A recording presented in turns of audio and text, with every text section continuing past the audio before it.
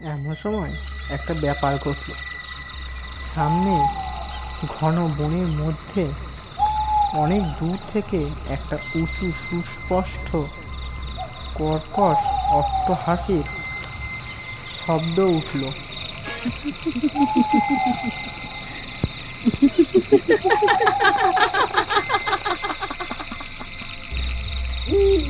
অবিকল মানুষের গলার আওয়াজে হলেও মনে হলো যেন এটা অমানসিক অস্বাভাবিক স্বর। আমরা কিছু ভাববার আগেই সেরকম আরও একবার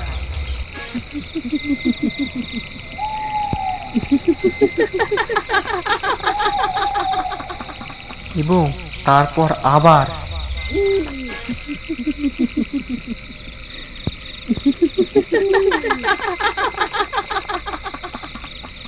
হাসির শব্দটা এত উচ্চ আর তীক্ষ্ণ যে মনে হলো বনের গাছগুলো কেঁপে কেঁপে উঠছে, মাটি যেন কাঁপছে, বোটটা যেন দুলছে। সিপাহীরা তাড়াতাড়ি খাওয়া ছেড়ে উঠে এলো। কাকা, বিনোদবাবু আর আমি সকলে ছয়ের বাইরে এলাম। গাছপালা ছবির মতো দাঁড়িয়ে আছে, কোথাও হাওয়া নেই, পাতাটি পর্যন্ত নড়ে না। সামনে জ্যোৎস্না রাতের চাঁদ বন গাছের আড়ালে যেন ঢলে পড়েছে। কি মশাই, বিনোদবাবু, ব্যাপারটা কি? কি জানি, কিছুই তো বুঝতে পারছি না।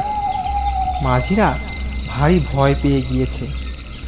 তারা বজরার মাস্তুলের তলায় গোল হয়ে দাঁড়িয়ে এক দৃষ্টিতে বনের দিকে চেয়ে আছে।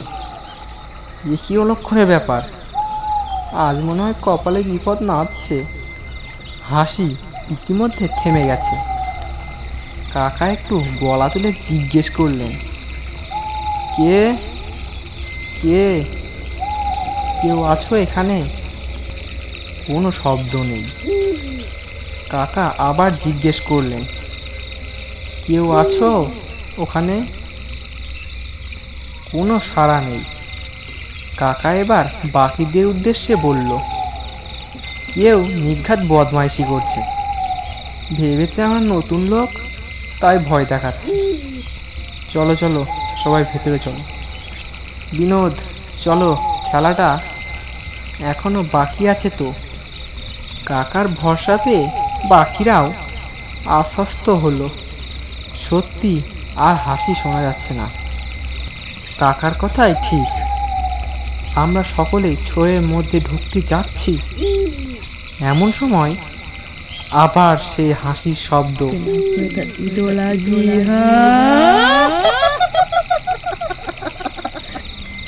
শব্দ এত ক্রূর ও মর্মস্পর্শী, আমাদের সকলের গায়ে কাঁটা দিয়ে উঠল।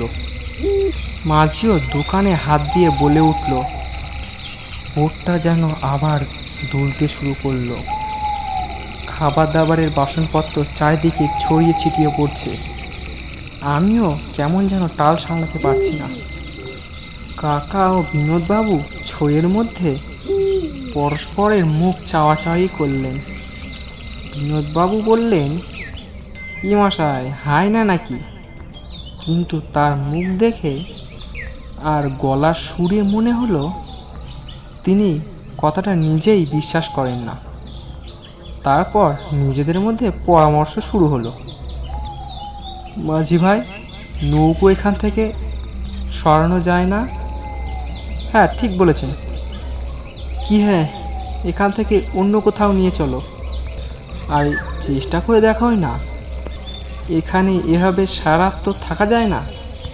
মাঝিরা অনেক কষ্টে চেষ্টা করতে লাগলো।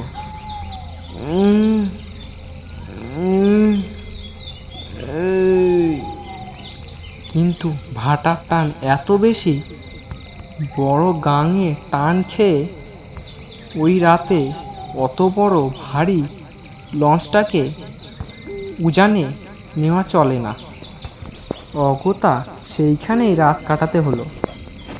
সবাই জেগে রইল। কারোর ঘুম এলো না সেই রাতে। শেষ রাত্রে আর একবার শব্দটা শুনলাম।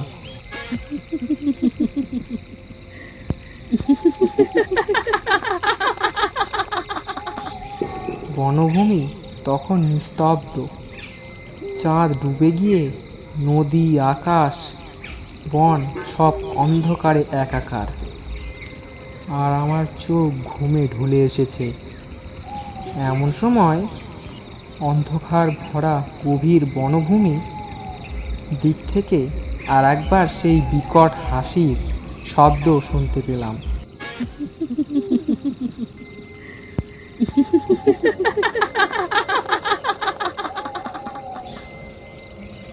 সকালে জোয়ারের মুখে বজরা ছেড়ে দুপুরের সময় স্টিম লঞ্চে ফিরে এলাম।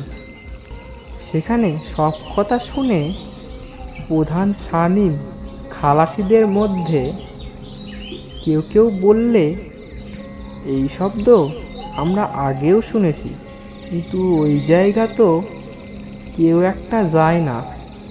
ওখানে অনেক গভীর বন, তো ওখানে লোক চলাফেরা করে না। তবে কি জানেন, ওই বনের মধ্যে প্রাচীনকালের ঘরবাড়ির চিহ্ন কিচ্ছু নেই। ওদের কথা অনুযায়ী জঙ্গলের মধ্যে শ্রেণীবদ্ধভাবে প্রাচীন বকুল গাছের সারি দেখে মনে হয় কোনো সময় সেসব স্থানে লোকের বাস ছিল।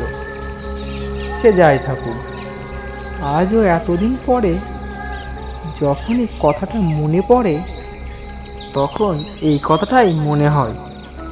গভীর রাত্রের অন্ধকারে জনহীন জনপদের ধনস্তূপের চারিপাশে ঘূর্ণয়মান গভীর অভিশব্দ অশরীরের আত্মার বৈশাচিক উল্লাস অট্টহাসির সেদিন কানে গিয়েছিল।